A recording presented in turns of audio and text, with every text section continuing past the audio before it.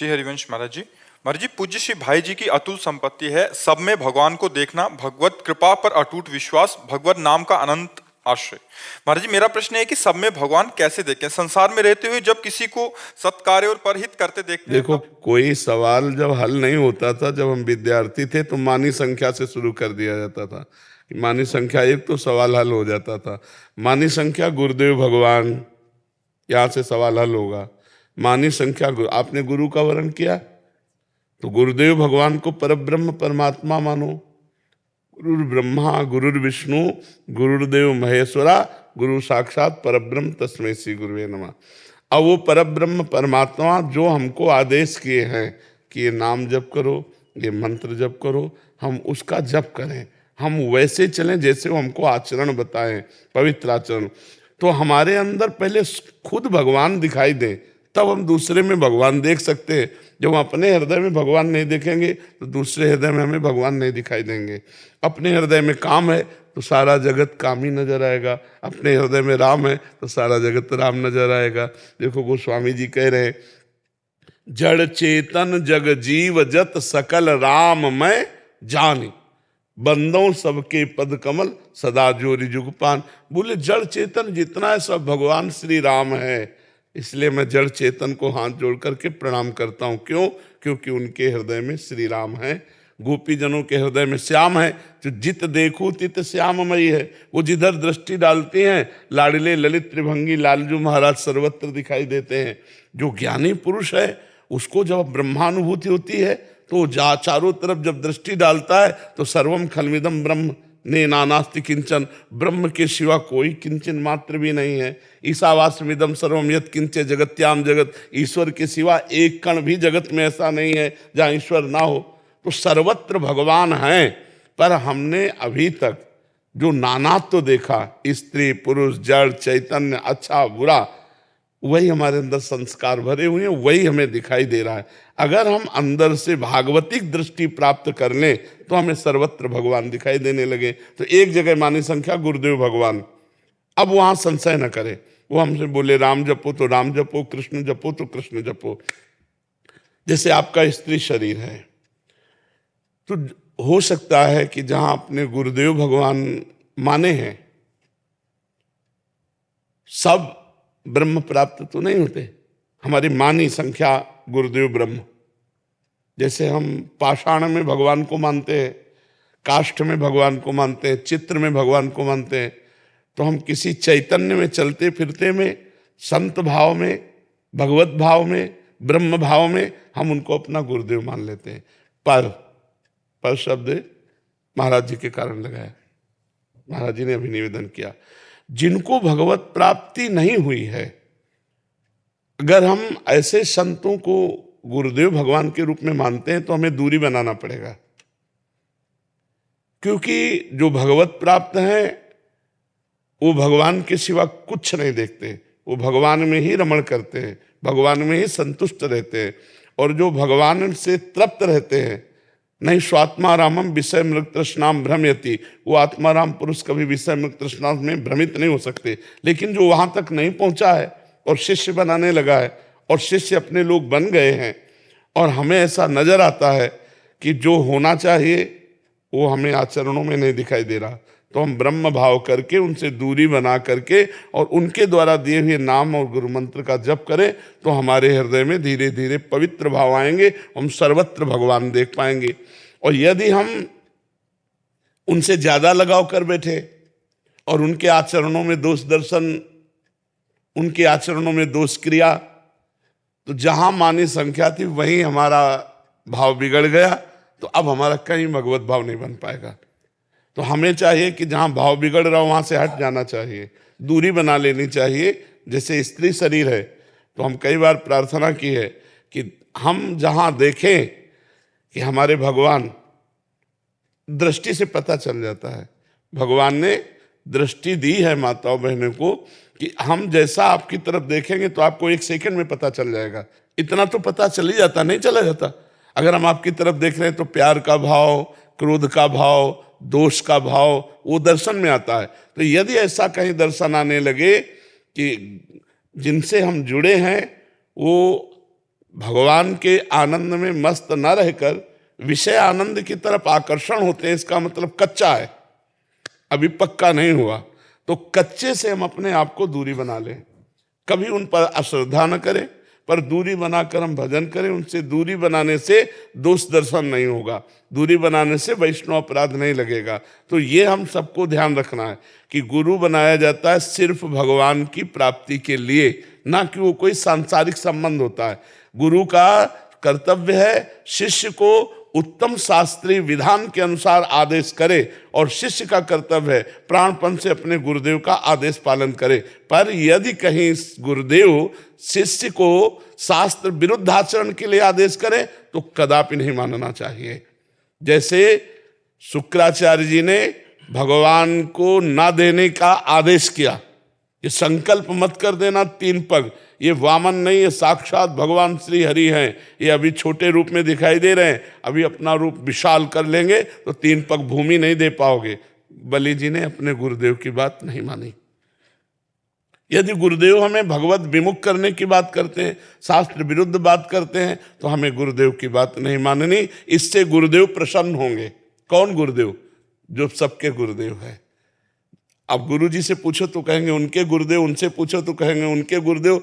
तो जब आखिरी गुरुदेव शब्द आता है तो कौन होता है? वो भगवान होते हैं। भगवान होते हैं ना, भगवान आपसे प्रसन्न हो जाएंगे और गुरु के संबंध का जो हमें लाभ मिलना चाहिए वो हमें मिल जाएगा। हमारा कर्तव्य होना चाहिए कि हम जिससे जुड़े हैं अपने आचरणों को सुधारने के लिए जुड़े हैं, भगवान की प्राप्ति के लिए जुड़े हैं, ना कि आचरण भ्रष्ट होने के लिए जुड़े हैं।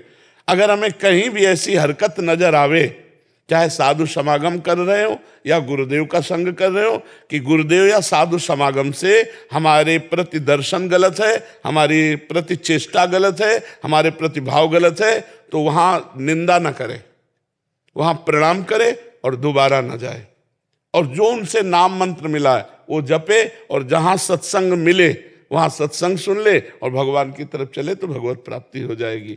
एक जगह हमारा भगवत भाव हो जाए तो वही धीरे धीरे विस्तार को प्राप्त हो जाता है। और सर्वत्र भगवत बुद्धि, सर्वत्र भगवत बुद्धि, भगवान पे दृढ़ विश्वास, निरंतर नाम जप, इससे बड़ा क्या हो सकता है? इससे बड़ा क्या हो सकता है? जो हर समय भगवान की कृपा का अनुभव करता रहता है कि मेरे ऊपर भगवान की बड़ी कृपा है, और नाम जप करता रहता है शरीर से, मन से, वाणी से भगवान की शरण में, उसे भगवत प्राप्ति ऐसे हो जाती है जैसे बाप की प्रॉपर्टी पर पुत्र का अधिकार हो जाता है, जैसे पिता की संपत्ति पर स्वयं अधिकार पुत्र का हो जाता है। ऐसे वो परम पद का अधिकारी हो जाता है जो हर समय भगवान की कृपा का अनुभव करता है, नाम जप करता है, शरीर मन वाणी से शरणागत, दुख सुख को समान भाव से सह लेता है। वो परम पद का अधिकारी ऐसे हो जाता है जैसे पिता की संपत्ति पर पुत्र का अधिकार हो जाता है।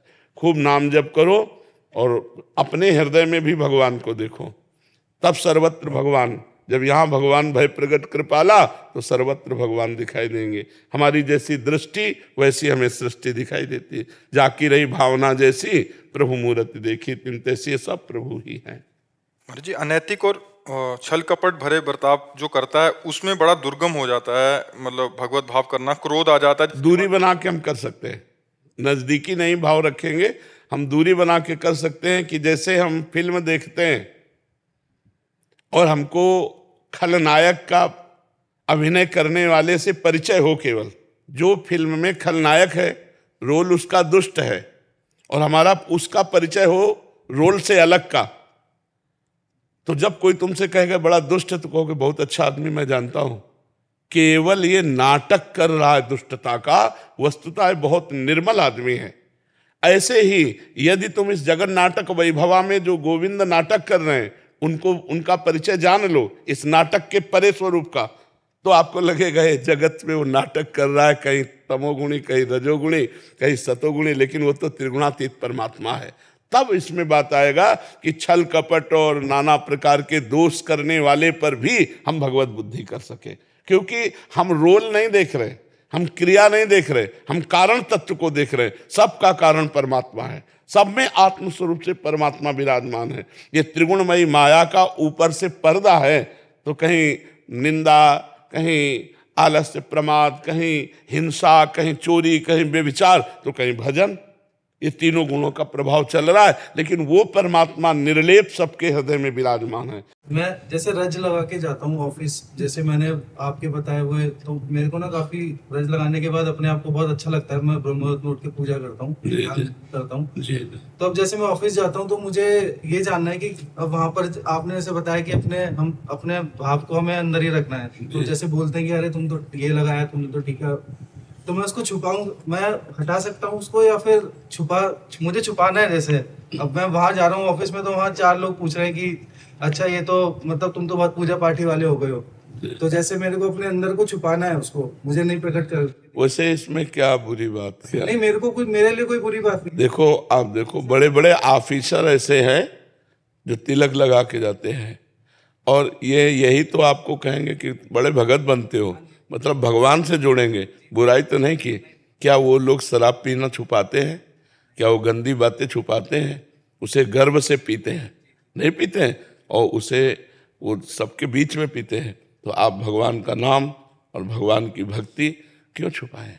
इस विषय में नहीं, वो छुपाने का मतलब है कि आप कितना नाम जप करते हैं, हाँ, आप क्या क्या करते हैं, ये आपको बताने की जरूरत नहीं है।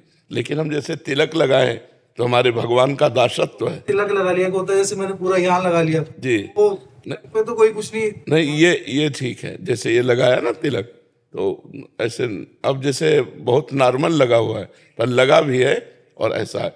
अब इसमें यही कोई कहेगा कि तुम भक्ति करते हो क्या? बस चुप रहे, कोई उत्तर नहीं दिया। ऐसे कोई उपहास कर रहा, देखो अब तो बड़े भगत बन गए, तो कोई बुरा तो नहीं बोला।